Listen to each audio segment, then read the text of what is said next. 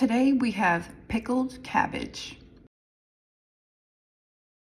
So now that I completed my 28-day raw juice fast, and I also completed my 14-day mono fruit fast, now we're gonna incorporate pickled cabbage for our microbiome and for healthy gut. And in my pickled cabbage, we have peppercorn, bay leaves, filtered water, the cabbage obviously, Jacobsen sea salt, fresh ginger, and fresh dill weed, coconut sugar, garlic cloves. I did a lot more research and study about garlic because I never used garlic in my recipes. I haven't even consumed garlic in years. So I will be incorporating garlic in moderation in my recipes.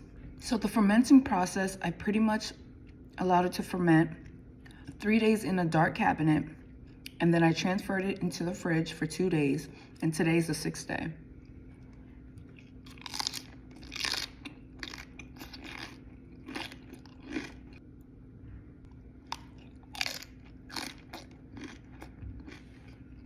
And last bite. Thanks again for watching. Until next time.